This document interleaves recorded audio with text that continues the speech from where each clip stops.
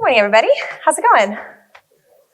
Awesome. So really quickly, I just want to poll the room before we start this. Who knows what Agile and Scrum are? Like, who can define the terms? Okay, so we got like a couple, so it's like 3 people. Okay, cool. So I was going to say keep your hands up if you have investigated applying Agile and Scrum in your sales enablement practice. See my team?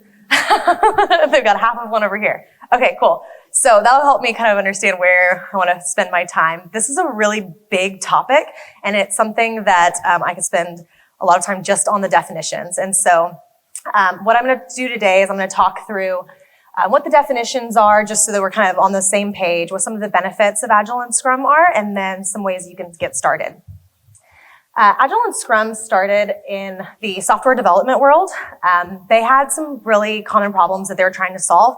And actually, there are a lot of problems that I heard from this group yesterday as well. It's delivering value in a world of unknowns and changing priorities. I think something that we all face regularly. It's also increasing the quality of our work while delivering more quickly. Adapting quickly to feedback and constantly changing requirements. And then transparency and communication with our stakeholders. Those are the problems that software development teams were trying to solve with Agile and Scrum, but I think that those are also problems that we face in sales enablement. Yesterday, we heard a lot of people mention ways that they're trying to solve those things. We heard about Trenton's intake template to try to align more closely with stakeholders. Sapphire talked about the iterative framework that she used in product marketing to try to move her team forward. We also got Casey's stakeholder collaboration to try to bring in stakeholders and increase transparency there. Someone mentioned design thinking and the way that they think about the way that they execute their programs. And then somebody said that change is constant, and that is really the basis of why Agile and Scrum are so valuable. So again, we'll talk through introduction, the benefits of the process, getting started, and then I'll share some resources with you guys to get started. Cool. So the difference between Agile and Scrum is that one is the philosophy and one is the execution. These terms are used interchangeably a lot of the time, but they are very different. So Agile and Scrum are not the same thing. So when you hear them used interchangeably, just know that that is not correct. Agile is a set of principles that values iterative, incremental value delivery, human connection and feedback, or human communication and feedback, adapting to change and producing working results at every stage. And so what that really means is delivering value in smaller increments so that you can adapt more quickly and give higher visibility through open communication. The Agile principles are individuals and interactions over process and tools, working software, or whatever you want to translate that to for your purposes, over comprehensive documentation, customer collaboration over contract negotiation, responding to change over following a plan. Now, that's not to say that the things in the second column are not important, just that the things in the first column are more important. So it's not saying we don't want to negotiate contracts or that we don't want to document. It's just saying that having working deliverable value is more important than the documentation that supports it. So here's an illustration of kind of the difference between Agile and waterfall, which is the more traditional type of project execution. So in a waterfall world, you get a requirement from a customer, and it's, I need a way to get from point A to point B. And you say, okay, what is the ideal way to get from point A to point B? A car. And so you start building the car. Step one, you got wheels, you've got the chassis, then you've got the body, and then finally you've got the complete car. The customer is not happy until they get that final product. In an Agile world, say, what is the requirement? I need to get from point A to point B. Okay, so what is the minimum viable product? What is the smallest increment of value that I can deliver to get them from point A to point B? And then we get feedback. Okay, what did we like about the skateboard? What do we not like about the skateboard? The next version, they're a little bit more happy. They've got a scooter now. It's a little bit more efficient. We're getting feedback throughout the process. And then finally, we end up with the car. But at each stage, we're offering value to the customer. We're improving on the previous version. And they're happy earlier in the process, and they're seeing value earlier. This is a really basic illustration. There's a lot more that goes into that. There's some flaws to this metaphor, certainly.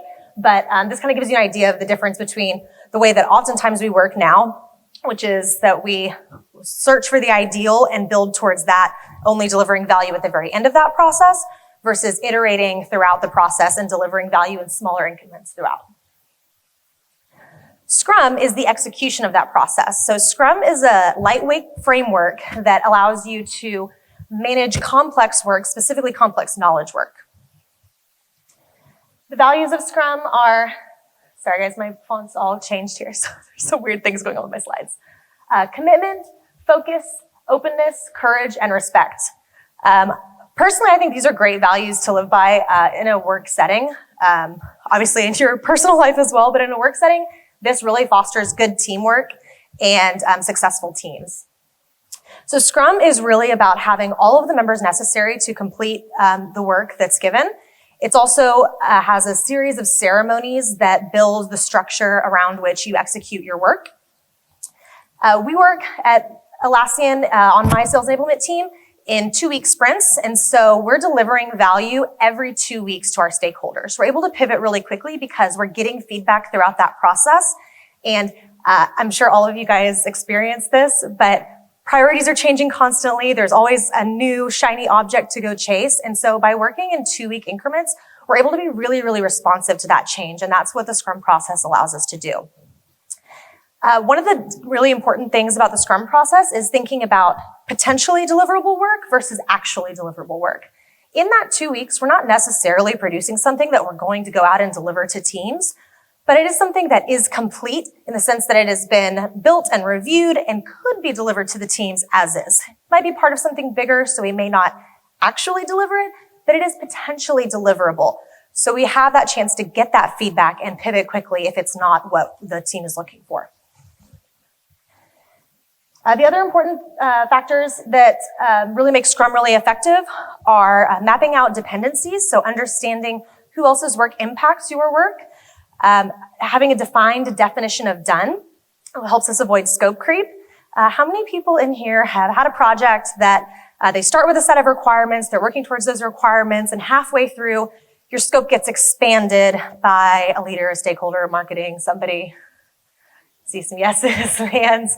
So having a defined definition of done that's within 2 weeks allows you to push back to those stakeholders and say, understand that this is a new requirement that's coming in. We have currently committed to this definition of done. This was agreed upon going into this sprint. For our next sprint, we'll consider adding this into the backlog and amending at that point. But in order to actually complete something, you have to define what complete means and stick to that. And having a defined process helps you do that with your stakeholders, especially when you've communicated that process to them and they understand how it works. And then finally, a focus on outcomes. Something that I heard yesterday from a lot of people is that they're given requests for outputs oftentimes from their stakeholders. And those outputs are never quite right, or they're often not quite what people were looking for, because we don't get back to what are they trying to accomplish. It's, I need a training on this. Okay, why do you need that training? What are the behaviors or skills or knowledge that we're trying to change? What kind of impact do you expect that to have? So the outputs are this live training, this deliverable, whatever it is. The outcomes are what impact does that have on the salespeople? All right, so that is the summary of the difference between Agile and Scrum and how they kind of work together. Next, I want to talk a little bit about the benefits and some of the common challenges that we face and how we can start to solve some of those through this process. So the 3 things that our team has seen the most benefit from in moving to this process are insight from predictability, experimentation through iteration, and accountability and alignment. So having a set process has allowed us to really pinpoint where things aren't working. Before we had this process to work through and a set of standards and templates and things like that we worked from, it was hard to tell where things broke down. What we found was that one of the places where things broke down was that we were being given outputs, not outcomes. And so when we made that shift, that made a measurable difference in the work and the quality and the speed at which we were able to deliver. We discovered that communications was lacking. We struggled to communicate what we were working on, what the value was, all of that to our stakeholders. But by having that process, we could see that everything was in line here, everything was moving along, and this is where it fell off. If you do something different every single time you do it, it's really hard to pinpoint where the actual challenges are. So that process has given us a lot of insight into what's working and what's not within our own execution. It's also allowed us to review early and often, so we get insight earlier from our stakeholders. We are able to get feedback more quickly from our teams and from the various teams that we support. And then finally, it reduces risk while increasing efficiency. And I think someone else used this exact phrase yesterday. And this is really important because our teams are super risk adverse. Everything is really important. They're driving revenue for the company. And so reducing that risk and delivering things more quickly is a huge benefit to them.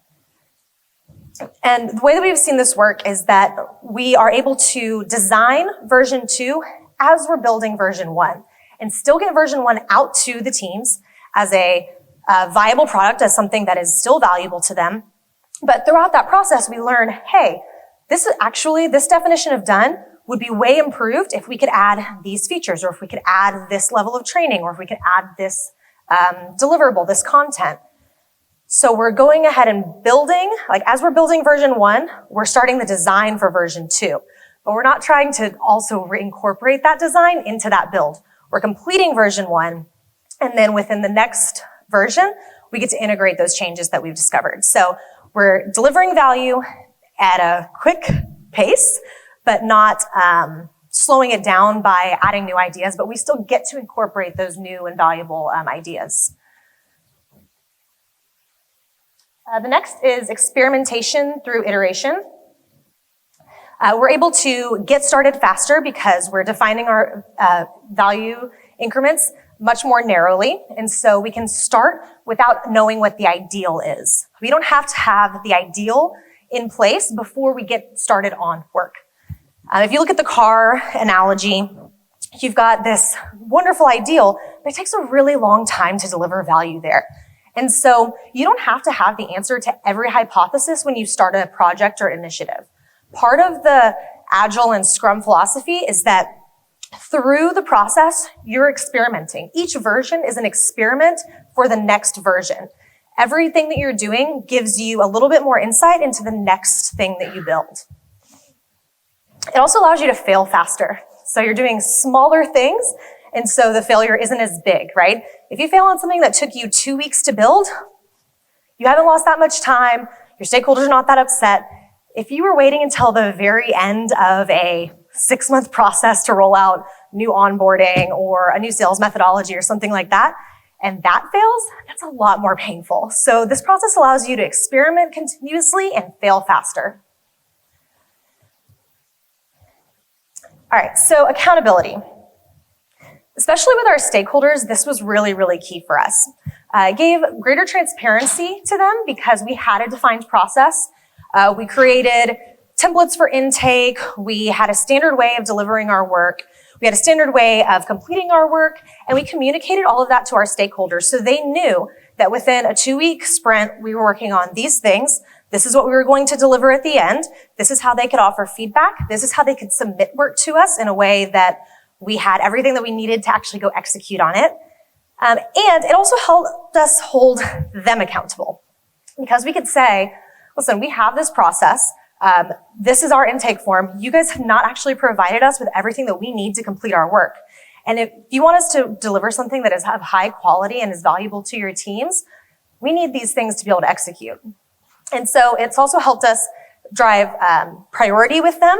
We've had them define how they prioritize so that when the new shiny penny comes rolling along, they can't just stop us from everything that we're doing and shift priority. They know that we have to have a conversation that says, okay, if this is the new priority, what falls from priority? This is how you set your priorities previously, and this is how we've designed our backlog to work against those priorities. This is something different, and one of these things is going to have to drop. What is this more important than? And it's allowed us to hold them more accountable to the work that they've asked of us. We also adapt a lot more quickly when there is something that is really critical that comes in. Inevitably, some of those requests will be valid. There will be something that needs to change right away that is an acquisition or a new product release or something like that. Working in 2-week increments has allowed us to be so much more flexible. At most, we're a week and a half, 2 weeks from being able to shift focus to something else. So that has really helped us be much more responsive to the needs of the business. And again, because we're delivering that value continuously, we're much more accountable to ourselves and to our stakeholders as to how we are, providing them with what they need. And they feel like they're constantly getting value from the team rather than saying, all right, this quarter, we're working on these 4 things, and you'll have these 2 within a month, the next one a month later, and the last one at the end of the quarter, and then everything will be done. Instead, they're getting pieces of value throughout. We may not actually deliver to the teams in that way, but we are delivering to our stakeholders, and they're getting visibility and being able to give feedback continuously throughout the process.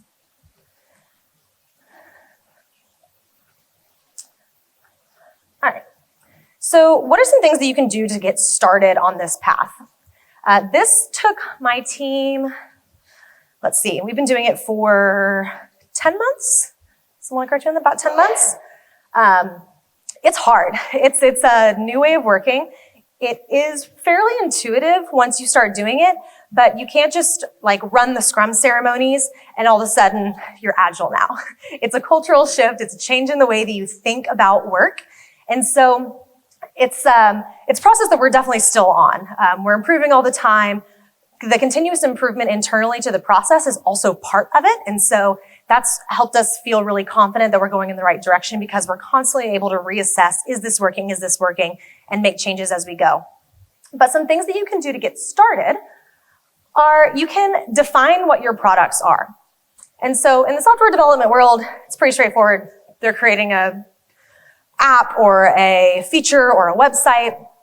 But for us, we really described it as initiatives, so big projects, and then widgets. So those quick turnaround, this new feature's coming out, the team needs to know about it. This is a quick turnaround. From there, you can define what your value creation process is. So how do you take the idea and turn it into value for your stakeholders? For us, that followed a discover, design, build, review, deliver, communicate, measure, govern. And those last ones kind of happen continuously, you're communicating throughout the process, you're delivering at different intervals, you're measuring at different points throughout the process. But that was basically the steps that it took to deliver value in our products through any project that we worked on.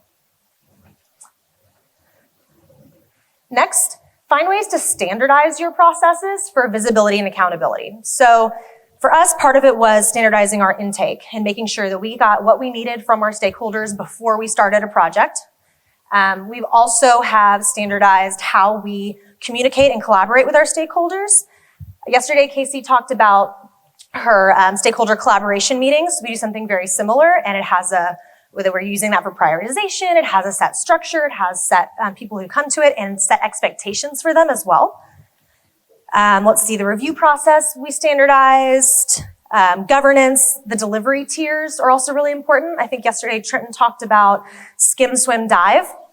So defining those, defining what the criteria is for each of those, and then being really transparent with that with your stakeholders helps you execute at a higher level and helps you get the information that you need to be able to do so. And then focus on outcomes. So again, this is back to outputs versus outcomes. It's really easy to get in the pattern with stakeholders where they are telling you, we want this thing, as opposed to we are trying to accomplish this. Getting the we are trying to accomplish this helps your team have more flexibility to execute in a way that you know based on your research, based on your experience is best. That is our role as sales enablement, is to make those recommendations to our stakeholders. But when they say, I want a live training on this topic, it's really hard to do that. Instead, focusing on what are you trying to get out of a live training on the topic so that you can focus your energy on achieving outcomes rather than creating a thing. Next is definition of done. This one is super, super important, but also really challenging. A definition of done is your team's definition of when a project is complete. So it's sort of acceptance criteria, right? So we might use that term, but it also is it's your guiding light. It's what keeps your scope from creeping when you have all those additional requests. It's what keeps you focused within that 2 weeks and delivering value. And so defining your definition done at the beginning of a project is super, super important. Next is increasing visibility. And this has to do with standardizing the process and having the definition of done and the outcomes. This is really about communicating to your stakeholders how you're working and what they can expect from you, and also how they can participate in that process in the right way. I think someone yesterday said it's not a process if nobody follows it. So increasing visibility with how things are being done. It also allows you to lean on that process when something goes outside of that and they're asking you to do something that you don't have capacity for, you don't have the resources for, you don't have the information that you need to be able to execute. You can lean back on that process and say, hey, listen, I would love to do that for you, but all of these things that we're asking for in order to be able to execute our work, you can't provide to us right now. Or we've already committed to you and to leadership for these 3 things for this sprint, and you're asking us to change that. Have we talked with the right stakeholders to ensure that making that change midstream is the right thing to do? And then finally, get Scrum certified. I would highly recommend this. It will be more focused no matter who you go through on software developers, but the beauty of this process is that it's super flexible and it's really easy to tell how you can adapt it to your needs.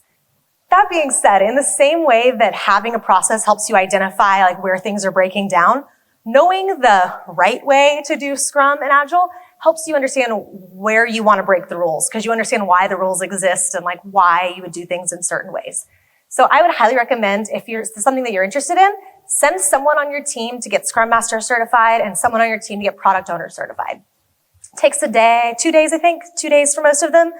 And it's a really great experience, and it will give you a ton of insight into different ways, that you can work on your team. Cool. So last thing before I open up for questions, here's some resources that are helpful in just kind of understanding the domain. The Phoenix Project is a book. It's really about the change that a fictional IT and development team made from waterfall processes to agile processes and the value that they saw. Again, it's focused on software development, but the way that they handled their challenges and the way that they overcame them using Agile are really easily applicable in other ways. AgileManifesto.org, that is the group of nerds that got together and put together the Agile Manifesto in Utah 10 or 15 years ago. That's all of their, it's a manifesto, so you can guess what it is. It's like this long, beautifully done list of like things they really believe in. It's kind of fun. Scrum Alliance is a great resource for just Scrum information.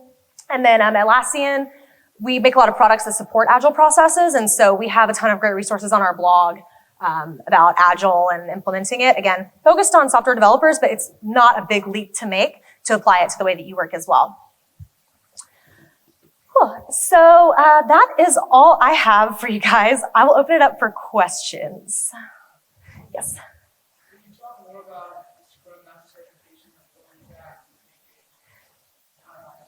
and Yeah, so within the Scrum process, there are 3 different roles. There's the Scrum Master, who kind of leads the ceremonies, which are the various meetings throughout this 2-week sprint. There's the Product Owner, who owns the backlog of priorities and who works with stakeholders to prioritize that. And then there's the development team, or the team that actually executes the work.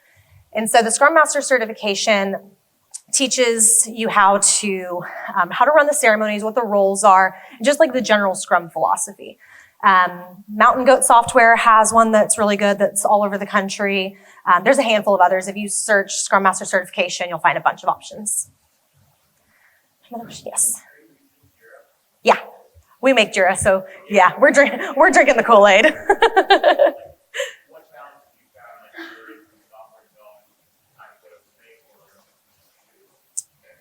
So my team uses the cloud version. So it's a little bit more pared down. It's a little bit simpler. It doesn't have quite as many features just because we don't need it and we'd be totally overwhelmed by it. So really we use the Kanban board. We also track our initiatives in that way. We link it to Confluence and things like that. So all of our work is centralized in one place. We really use that as our kind of project management home. Yes.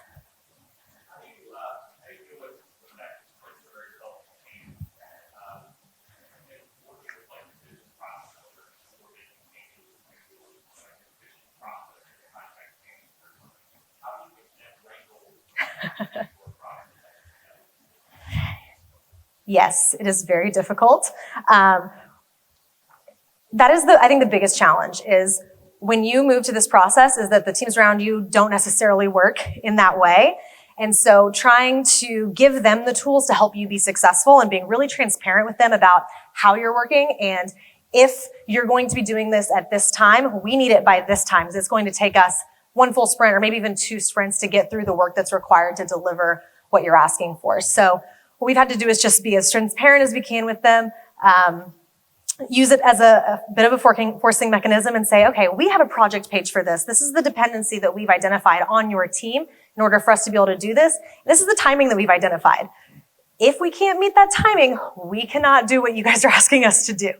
And sometimes it works and sometimes it doesn't, I'll be honest. But it's really just about like radical transparency, being as upfront as possible as you can with them, and trying to give them tools to be more helpful to you. It still lots of stuff though. Yes.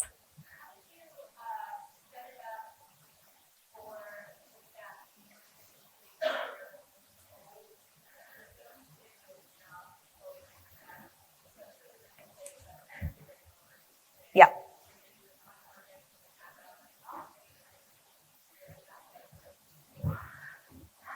Yeah, so my team might have to help me on this. Danny might have to help. So we did a little bit of both. So some projects that we knew were already in flight where we could easily adapt to delivering smaller pieces of value where we could say, this is what's remaining here and these are the different pieces that we can deliver.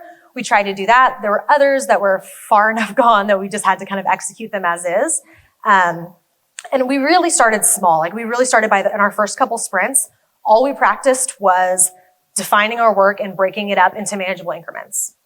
We didn't adhere to all of the things we needed to adhere to. We didn't do it perfectly, but we just like did what we could at the time. So yeah, is that accurate? Close enough? Okay. Yes.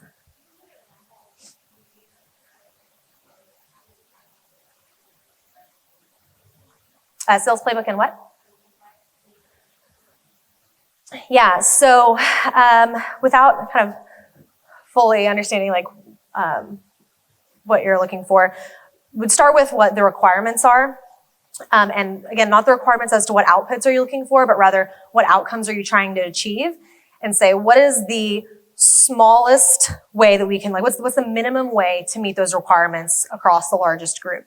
And then getting feedback on that, saying, is this very small MVP, minimum viable product, working for this very narrow outcome? And then after getting that feedback with either a small group or a single team, adding in another team and saying, okay, these requirements expand and we have additional needs from this team, or we want to make it more complex or more in-depth, and we're going to add these features, these pieces to it. So it's starting with, like, what is the smallest thing you can make that solves a problem for the customer, being our salespeople. And then adding, say, okay, this is what they really liked about this. This is what they really didn't like about this. And then the next time adding in what they did like, removing what they didn't, and moving it along that way. So that way they have something in their hands quickly, and then it improves and grows as you go. It also helps with training because you're not having to train on something large and complex right out of the gates. You're training them on bits and pieces of something as it grows and expands, and they are kind of following along with you and understanding how it's developed so they can understand how to use it more effectively. Think of like the car and versus the mode of transportation analogy. I would kind of think about it that way. Anything else? Yes.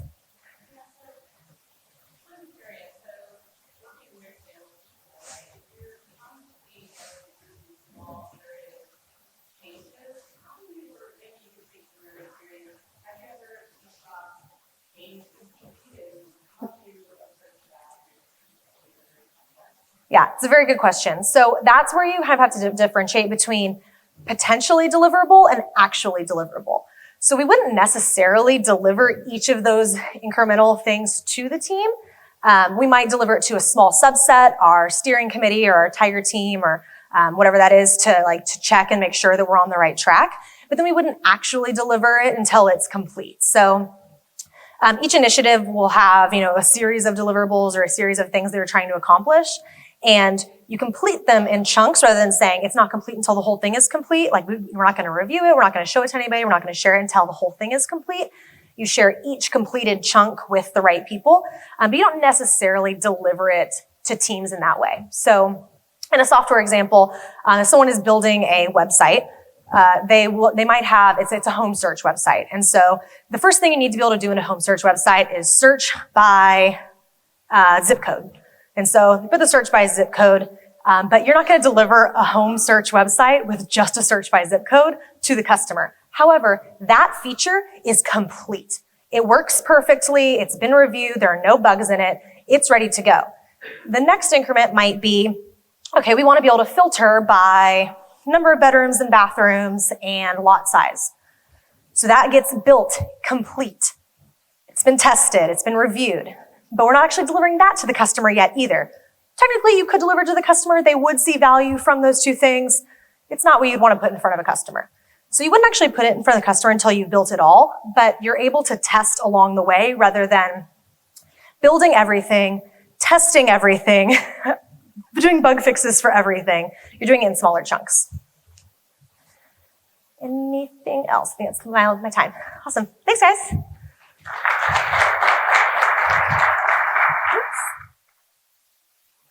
I know, I tried to go off the other side too. You jump.